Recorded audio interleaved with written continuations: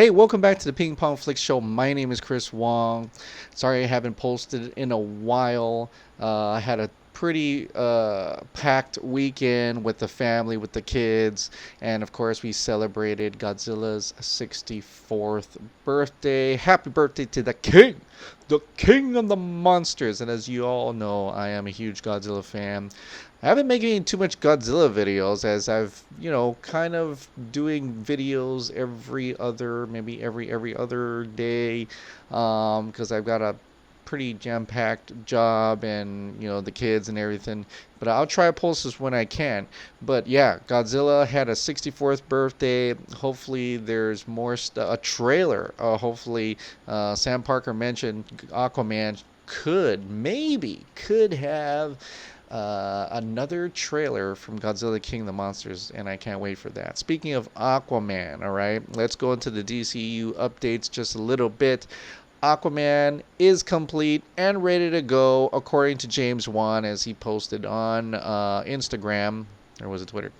And that's great. That means it's sealed. It's done deal. No more reshoots, nothing. It's going to release next month, December 21st, in a still packed weekend, but at least Deadpool 2, the PG-13 version of Deadpool 2, which now they're calling about like Once Upon a Time Deadpool 2, and now that has moved up to December 12th, so that's great. That's great. That way Deadpool 2 can make a little more money, Bumblebee can make a little bit more money. What am I doing?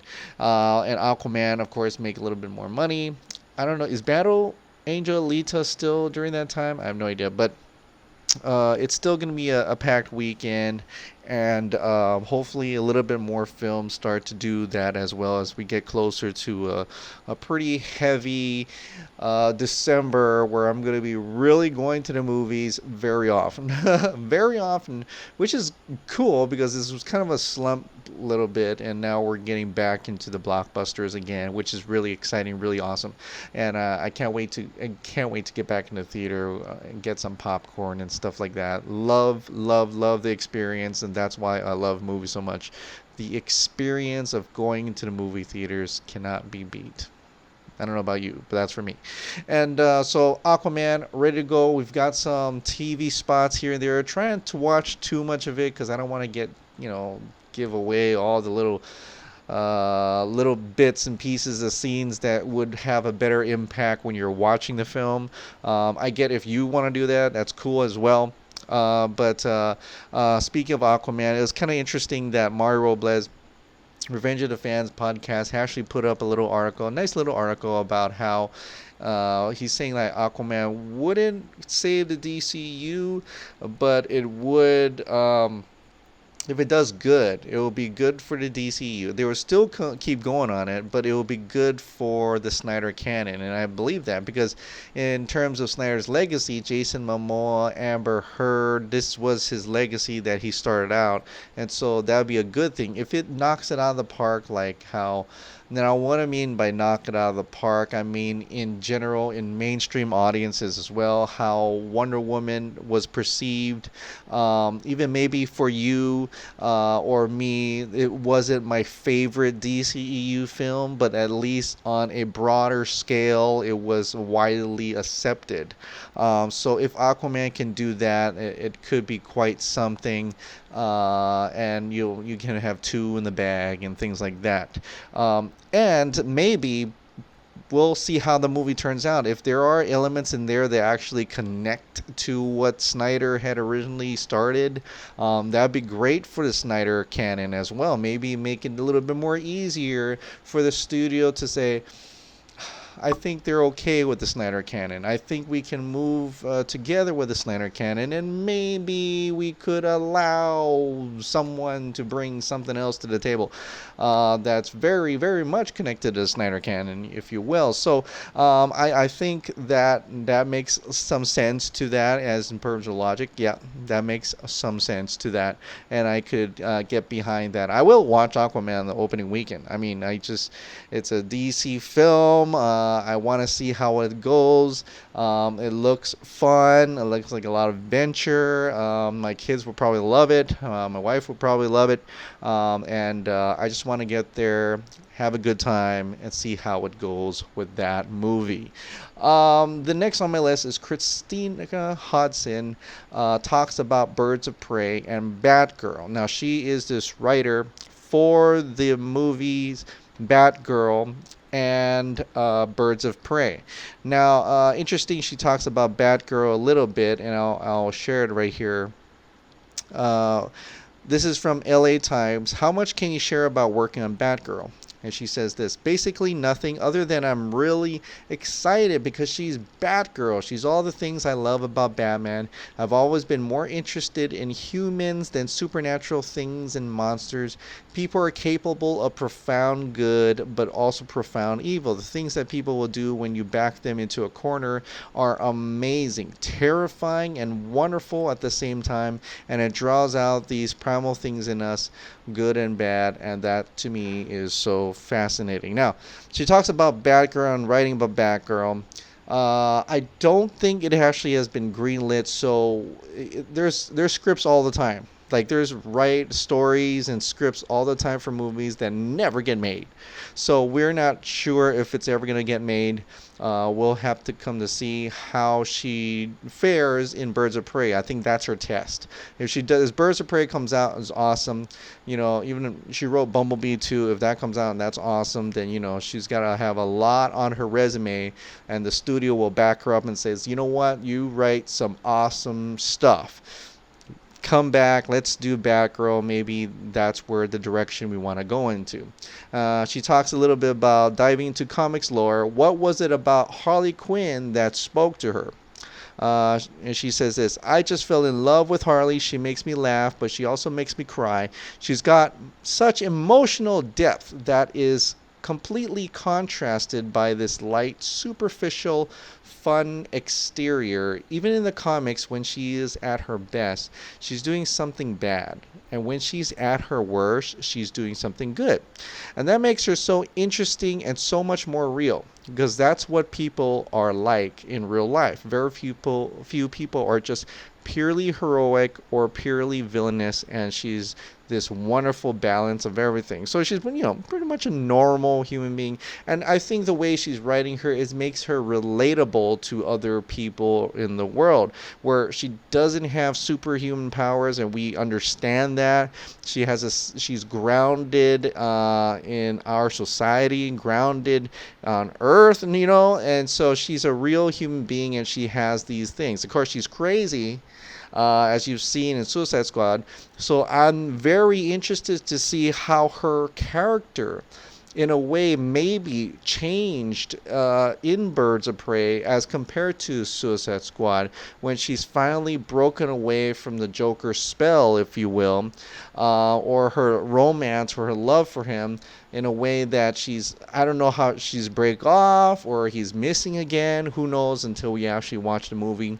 But it is interesting to hear her talk about Harley Quinn in such a connected light, and hopefully that translates well into the movies. You know how writers and directors always talk about certain characters, but when you watch the movie, it doesn't really turn out that way. But I'm wondering if you'll really see it in Birds of Prey. Now, about Birds of Prey, she said, what has it been like working closely with Margot Robbie on the Birds of Prey project? And she said that this I can say. Robbie is an amazing producer. She's so dedicated, cares so much. She is in it and works so hard. Looks through every choice, reads through every draft, and has some super smart notes. I am all about finding good people you believe in as human beings, as well as being good creative partners and producers, because it's an investment. Writing these movies takes it out of you. I'm also just excited that director Kathy Yan is a woman, and she's Asian. That's a big deal. Of course, they're going to incorporate that diversity, really hit that home, because in the culture nowadays, that's, it's great to be PC. I'm nothing against that. I'm just saying that they really bring that forward as part of a selling point. Hopefully that translates well. I heard that Christina Hodson is like half Asian as well. What according to Kathy Yan, so that's incredible. And surely they can bring out the Asian elements to the Asian characters like Cassandra Cain within the film, and that could be really interesting as well. But this is a Margot Robbie deal. This is not David Ayer saying how Margot Robbie should act. So it's really interesting how Margot Robbie sees herself as Harley Quinn and how Harley Quinn could evolve from here. How does Harley Quinn evolve from here? We've always talked about Batman, Superman, Wonder Woman connected, but this is going to be the first time we see another character from the DCEU when Snyder was around, Harley Quinn. She's going to be in another movie, and this is in a way almost it is a sequel spin-off, if you will, but it's going to be interesting to see how that character's evolved, if at all, and how much has it evolved or changed into anything else. So I'm really looking forward to that, and that one of those aspects of just Harley Quinn on herself. How is she going to be like in Birds of Prey? So that is about for Birds of Prey and Batgirl. Although I don't know if Batgirl is going to be made. It will depend on Birds of Prey. Then there's more recycled news about Ben Affleck and Matt Reeves, the Batman. I don't know if you want to hear that anymore. I mean, we keep hearing it over and over. But we got this covered, published a new article about how Matt Reeves doesn't want Ben Affleck to be the Batman. And, we've heard this all over, and they're just recycling it again. There's nothing really new about that. My thoughts on it are still the same. I think Matt Reeves, like they've said, they want a younger Batman. Of course, if they want a younger Batman, then Ben Affleck wouldn't be the guy. But I can always say that it would be really cool, and I'm going to reiterate, if this is like a cold case files and they're doing a tandem. Ben Affleck is the Batman, a younger Batman is another Batman, younger Batman, and they're solving this cold case file in tandem together throughout the movie, because it's like a private, it's a noir type film, and the whole detective aspect seems like it could really work, that cold case thing. So I'm hoping that's the case, but we'll see how soon. They're saying Ben Affleck wants out as Batman, and we've heard things like that as well. So I'm really looking forward for real clarification on what's happening with Ben Affleck as the Batman. Of course, also Henry Cavill as Superman, things like that. We've got a nice shot of him as Gerald. I keep saying it wrong. I don't know. But I've not watched, played The Witcher, so I don't know, or read the books.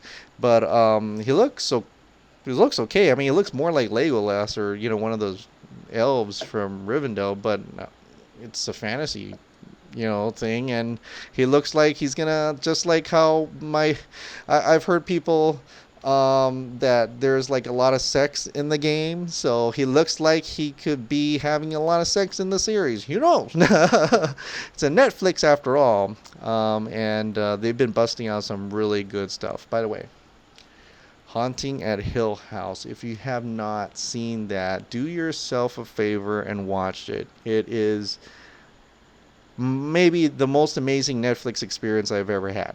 Yeah, I'm going to say that. The most amazing Netflix experience I've ever had, including one of the episodes called Two Storms, one-shot takes. There's 2 one-shot takes, maybe 3, and it's just amazeballs. But anyway, Haunting at Hill House. Check it out. Okay, all right.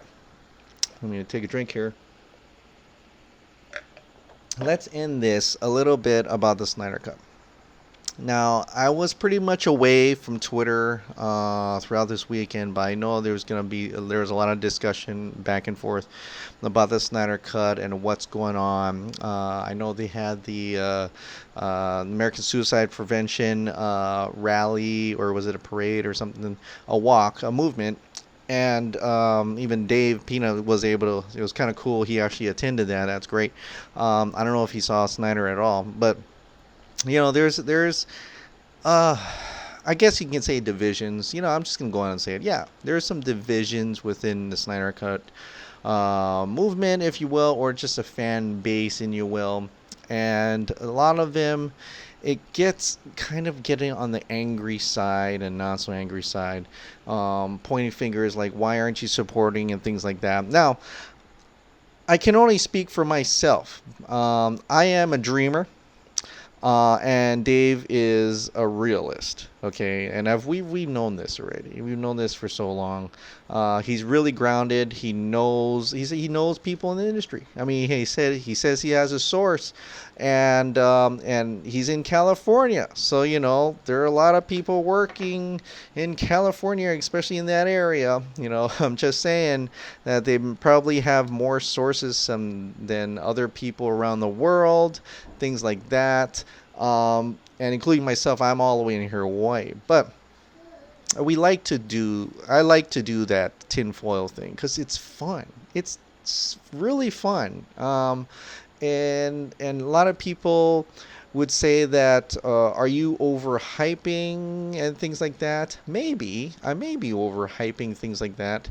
But it does get me excited because one side of my mind, I've got that conspiracy theory thing going on, where you believe in aliens and things like that. And that's why I have the tinfoil, because it protects us from logic. But it's a fun, really fun thing to do for myself. But I can always see the other side, and that is the realistic things part of it. And that's what Dave is. He keeps me grounded, okay, in terms of what's actually happening, what actually may not be happening. Yeah. And as Zack Snyder liking posts and stuff, I don't know why he's liking posts. I really don't. I have no idea why he likes the posts. Maybe it just comes down to he also wants Warner Brothers to release a Snyder Cut. Maybe he's also championing it as well, and is not actually have any authoritative say on whether it's going to come out or not. He's hoping as well, or any authoritative say of whether his cut will be allowed to officially come out, or allowed to be officially made or completed, so maybe he's just liking his post in a way of supporting this because we want it, and he wants that to happen as well, but he has no power in order to make that happen.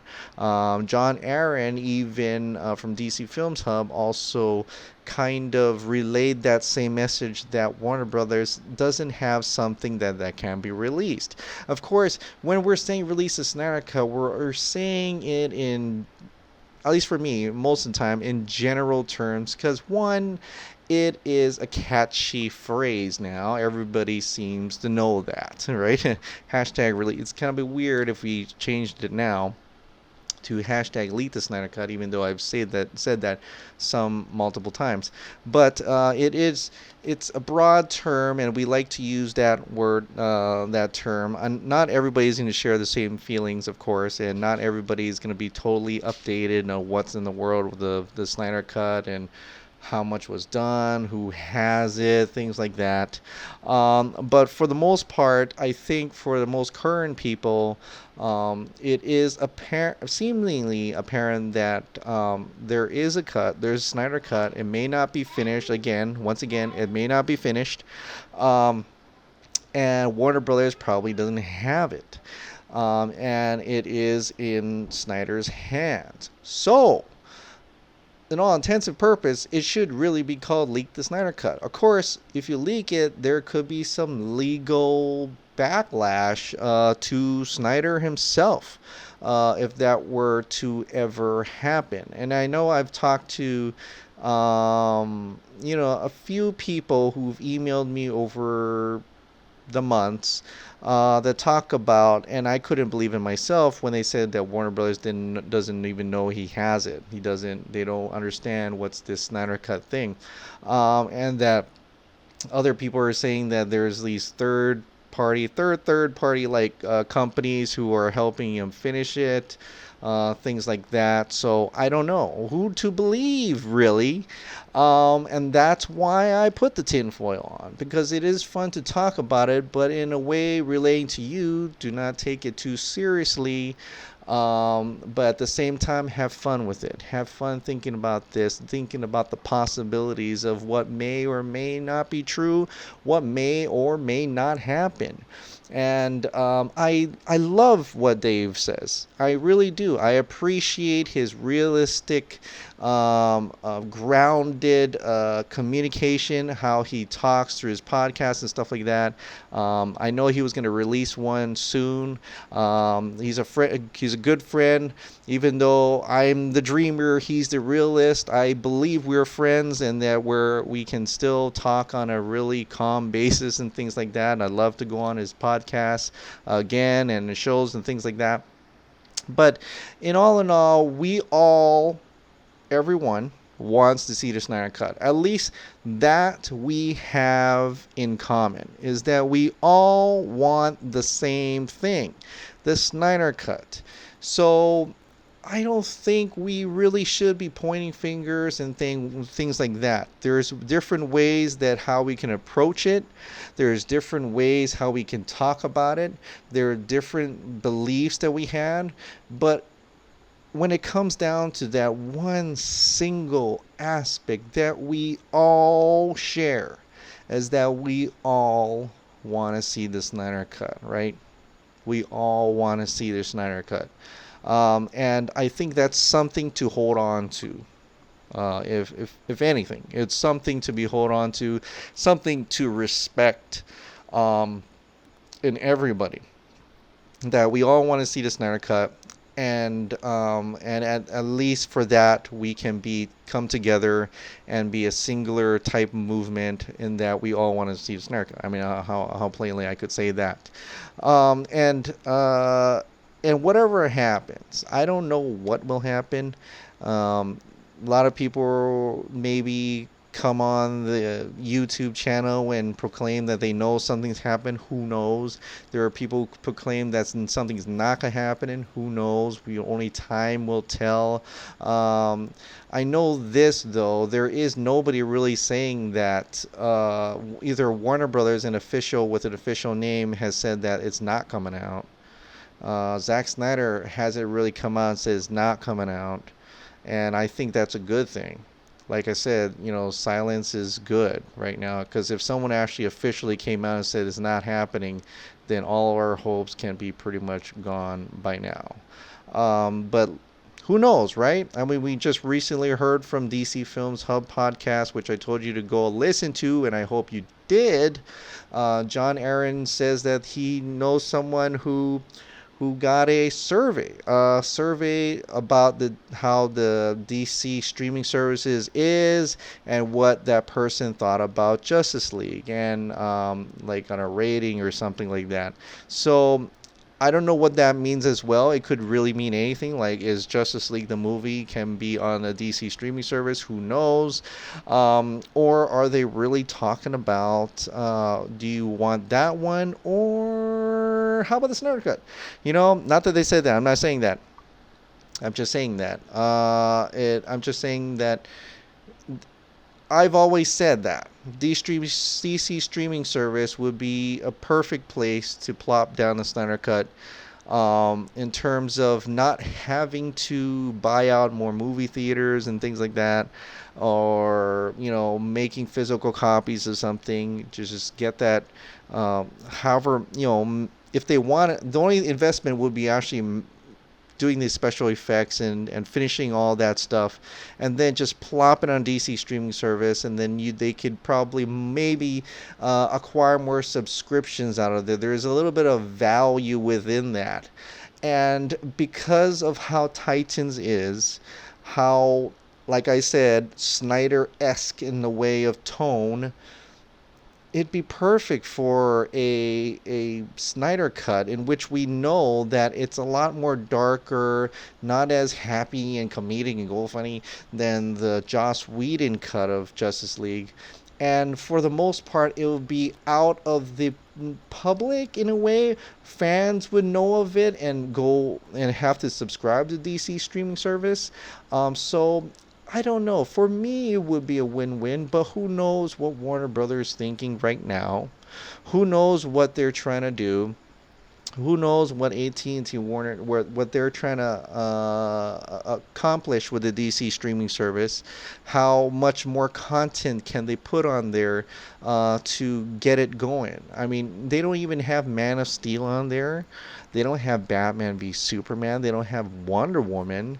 So are they gonna even bring those movies into the DC streaming service? It would be, I don't know. I mean, that would be, I mean, they don't even. I don't think they even have the Dark Knight Rises on there now. And think about it. I think there was only two, only Batman Begins and Dark Knight. But who knows, right? Do they even have Christopher? Not Christopher. What am I talking? Superman Returns on there. But I think DC streaming service would be a great opportunity. I myself would love to watch that movie on the theater. Like I, get a go ahead, another chance at an actual great Justice League movie in the movie theater.